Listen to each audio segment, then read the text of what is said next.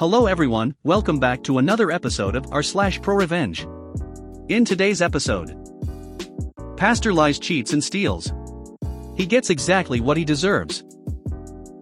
Manager bullies me for several months until I finally quit. I made sure to get him fired. A hole tailgates me when I'm already speeding, so I set them up for a speed trap. Before we get started, make sure to subscribe so you will never miss a video. So let's get started. Pastor lies, cheats and steals. He gets exactly what he deserves. If you want to read on YouTube, that's okay with me. You can call me Caldra or OP, as my username is not easy. Sorry, I am on mobile. Also, I'm sorry, but I need to be very vague about where this happened. The cast: Pastor Bob, not real name.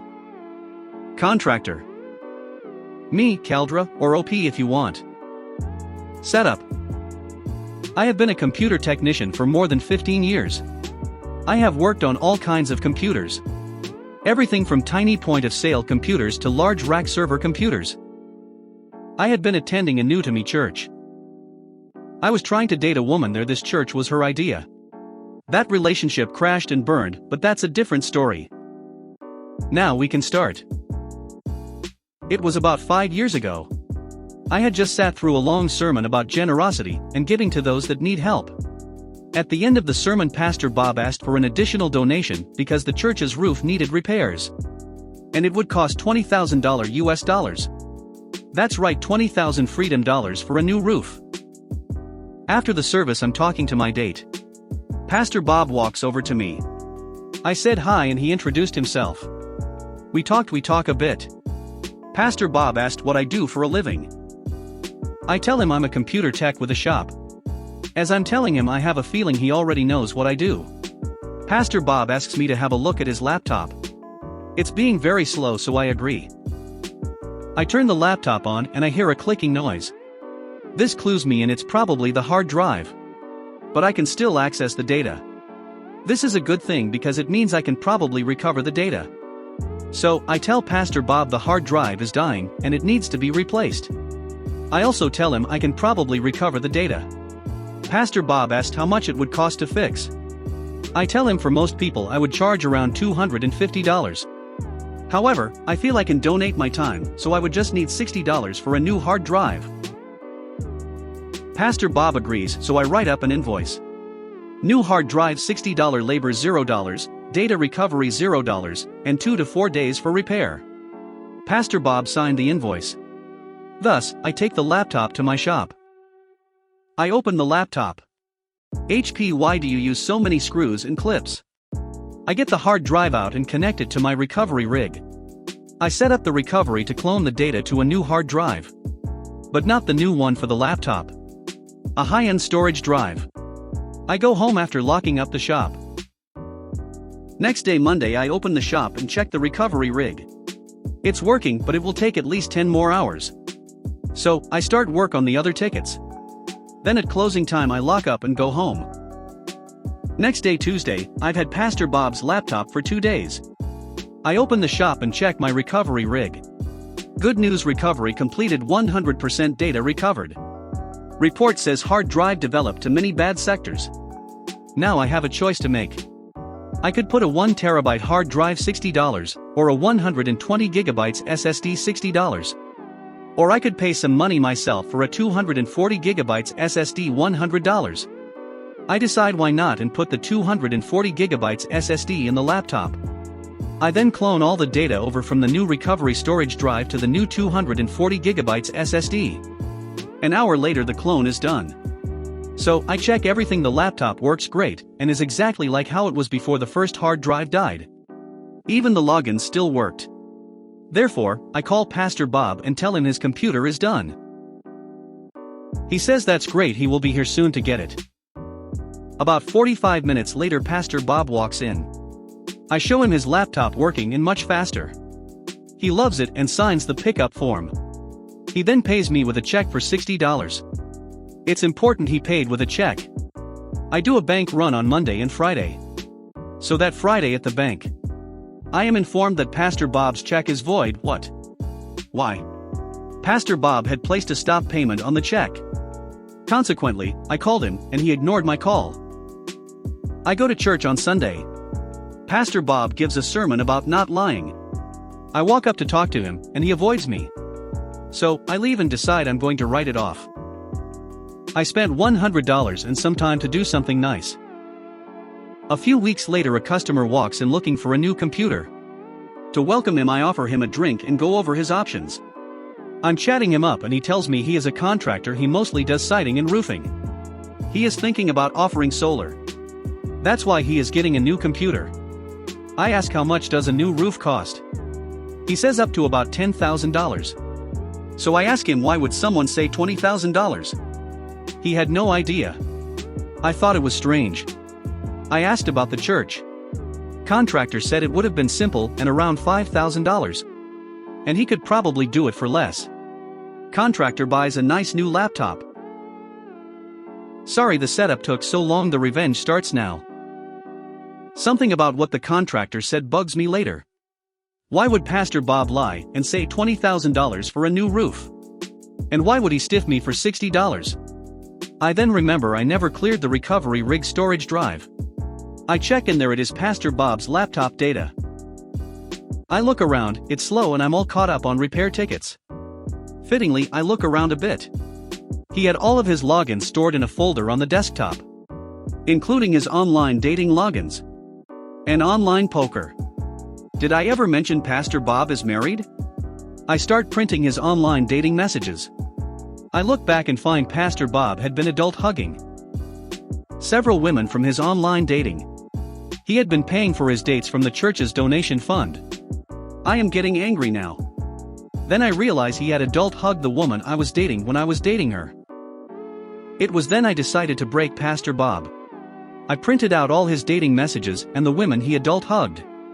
For the last 6 months, except I refused to print the naughty pictures. It was an impressive packet. I then decide I need copies of the packet. Therefore, I order 100 packets printed from a major online printer.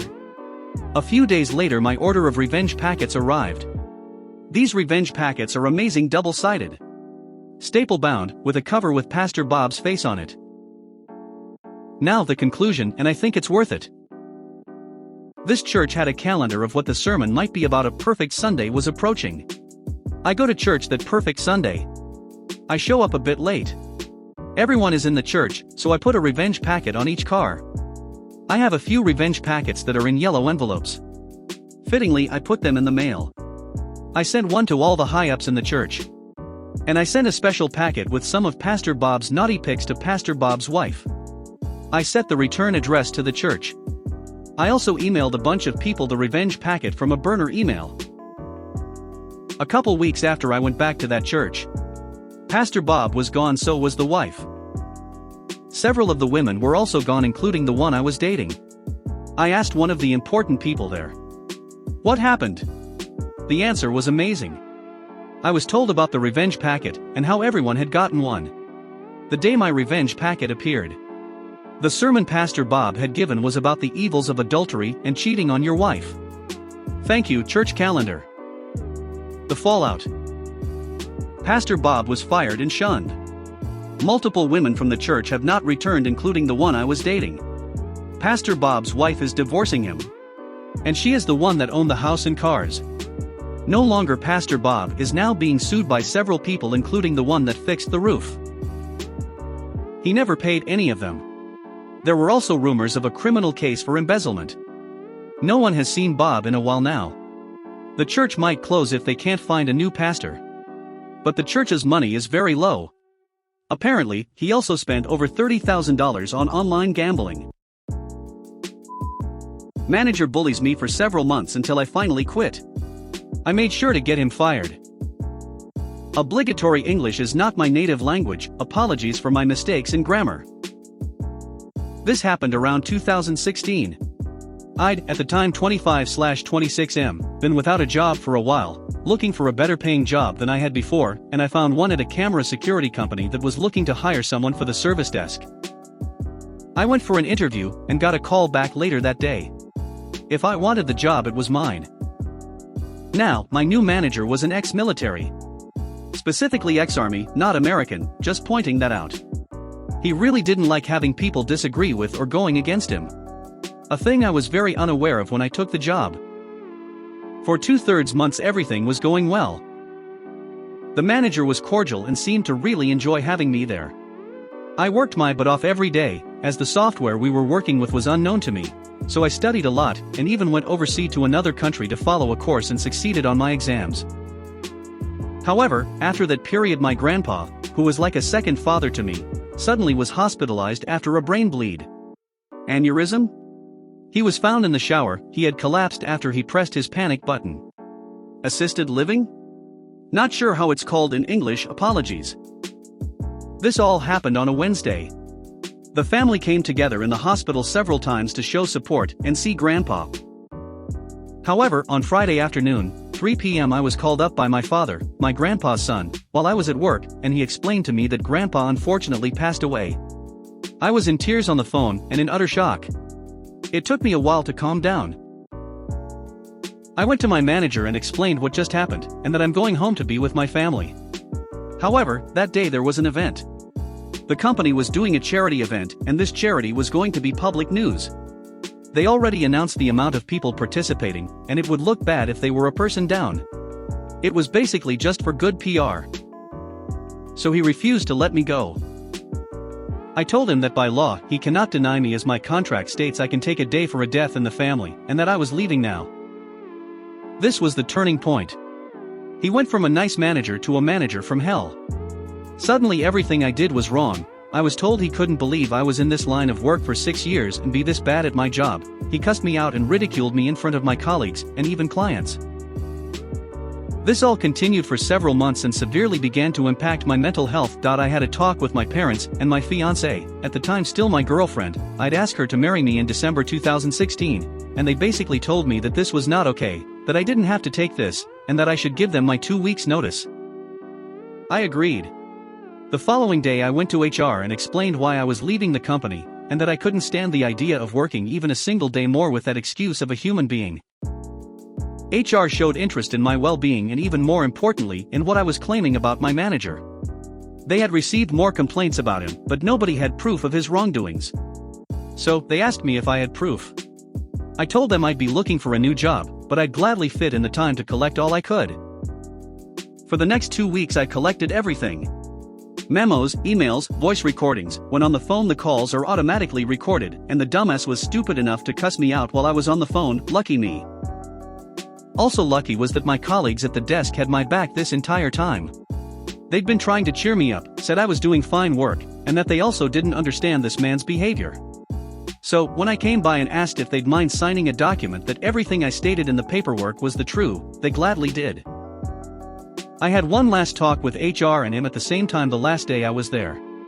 Before he even walked in, I told the HR person who was mediating, he's going to walk in, say what he wants to say, and I'll be quiet and listen.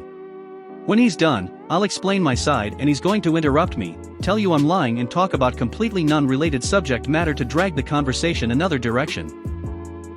She looked surprised at my comment, but had no time to respond as Mr. Army Man walked in and began his spiel. Exactly as I stated, he'd blurt his side out, and once I tried to talk he'd consistently interrupt me and tried to pick fights. Eventually I got up, told HR I told you so. Here's the documents you've been asking for. I placed a filled folder with several dozens of emails, plenty of memos, and a USB containing 3 phone conversations, and even video footage of him yelling at me. In both voice and video recordings you could easily hear him cuss me out. I gave the manager a big bright smile, who was smirking victoriously, and said to him, I don't think you'll be smirking like that for long. Enjoy your little victory. His smirk disappeared into a confused scowl, but I slammed the door on him before he could respond and left the building feeling like a huge, and I mean humongous-sized, planet-sized amount of stress fell off my shoulders. Within a month, I was back to my old self. 2 months later I was working at a new job and out of curiosity, I checked my ex-manager's LinkedIn. Unemployed. I called one of my old colleagues to ask what exactly went down. My proof opened Pandora's box. He was being disrespectful to the female staff, insulted the older staff, and on multiple occasions was less than cordial with our external hires. None of these complaints were acted upon, because it was his word against theirs and there was no proof. However, me providing overwhelming proof of his gross behavior towards me made all other complaints now to be taken as fact. He was promptly fired less than a month after I left, and they refused to provide him with any form of reference. In a field like his, references mean a lot. So not getting one from a company you worked at for nearly a year is a huge red flag. It's now 2020, 4 years passed, and according to LinkedIn he's still not working in his field. I'll gladly admit that I felt rather wickedly satisfied and still do whenever I happen to think about it. A hole tailgates me when I'm already speeding, so I set them up for a speed trap. I was driving home from a get-together, and was going 65 to 67 kilometers per hour, 41 miles per hour, in a 60, 37 miles per hour zone. Where I'm from, the police almost never pull you over if you're going 10 or less over, but will definitely pull you over for anything over that. All was well until I got closer into my area. It's less city-like and more rural, with the roads alternating between single and double lanes. I'm on a single lane speeding 6 miles per hour over when a pickup truck in my rearview caught my attention. They were going a tad bit faster when they caught up to me and promptly braked a meter behind me. I was like, okay, I'll speed up to 70, 43 miles per hour, no big deal, but they continued to tailgate me. Upon closer inspection, I could see the mug of a very angry woman who had no understanding of personal space. What ensued was a full 5 minutes of them completely obscuring my rear view mirror with how close they were. I was tired and kind of hungover, so I really was not in the mood to be worrying about a potential car accident thanks to her driving. I was going to pull over to let her go around when Waze gave me a heads up that a police officer was reported up ahead. This was when I decided I'm gonna dole out some karma. I slowly dropped my speed from 70, 43 miles per hour, to 60, 37 miles per hour, now at the speed limit. This woman was furious. Why she just didn't pass me, I'll never know, but she was literally going slightly over the midline, yelling to herself in my rear view, flashing her full brights in a weird show-offish way to get me to go faster. I did this for another min before Waze showed the cop was less than a km, 0.6 miles away. I put on my turn signal, very slowly pulled over, and watched this woman flip me the bird as she whipped past me, disappearing over the hill, now going way faster than 10 kilometers per hour over. I continued on my way, getting up to 70 kilometers per hour, 43 miles per hour, when I cleared the hill to see flashing lights ahead. Jackpot. I drove with anticipation until I got close enough to confirm it was my friend from earlier. Not wanting to miss out on hitting her with our new secret greeting, I dropped down to 60 kilometers per hour, 37 miles per hour, peered over, and flashed the bird back at her. I hope you enjoy the ticket, Karen. If you made it to the end of the video, thanks for watching. Don't forget to like, subscribe and share, and we will see you in the next video.